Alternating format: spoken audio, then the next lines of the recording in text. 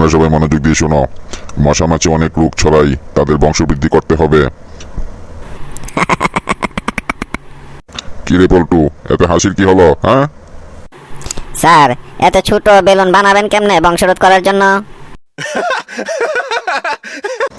এই বিল্টু, সর্বনাম পদে দুটো উদাহরণ দাও তো।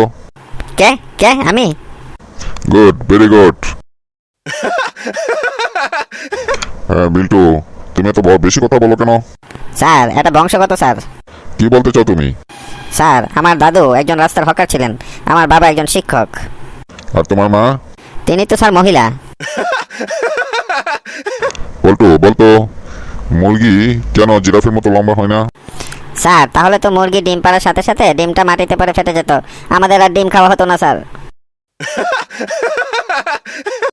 কিরে বিল্টু, কাল স্কুল আসিসনি কেন? আমার বার্ড ফ্লু হয়েছিল স্যার।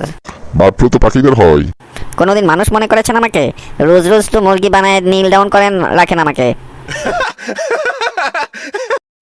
আচ্ছা পল্টু বলতো, গ্রামার কাকে বলে? স্যার, যারা গ্রামে থাকে তাদেরকে গ্রামার বলে, বাংলাদেশের গ্রামে যারা থাকে তাদেরকে বাংলা গ্রামার বলে, এবং বিদেশের গ্রামে যারা থাকে তাদেরকে ইংলিশ গ্রামার বলে স্যার। বিল্টু তুই বলতো, ফুড কি? গাড়ি স্যার। তাহলে বল অক্সফোর্ড কি? গরুর গাড়ি স্যার। পল্টু এবার তুই বল, তাজমহল কে তৈরি করছিল?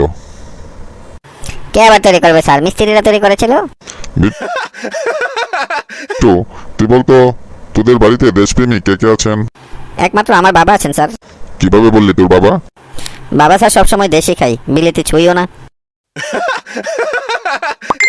পল্টু বলতো, তোর বাবা শতকরা 10 টাকা হার সুদে 500 টাকা ব্যাংক থেকে লোন নিলেন। হ্যাঁ, 1 বছর পর তিনি ব্যাংকে কত টাকা দিবেন? কোনো টাকাই দিবেন না স্যার। গাদা, এখন এই অঙ্ক জানো না? আমি অঙ্ক জানি স্যার, কিন্তু আপনি আমার বাবাকে জানেন না স্যার। বিল্টু, চোর সম্পর্কে একটা ভালো উদাহরণ দিতে পারবি? স্যার, চোর পালালে বুদ্ধি পারে, অতএব চোরকে সবসময় পালাতে দিতে হবে। পল্টু তুই বলতো, বাঙালি জাতির প্রধান বৈশিষ্ট্য কি? বাঙালি একা 100 হয় স্যার, কিন্তু 100 বাঙালি কখনো এক হতে পারে না।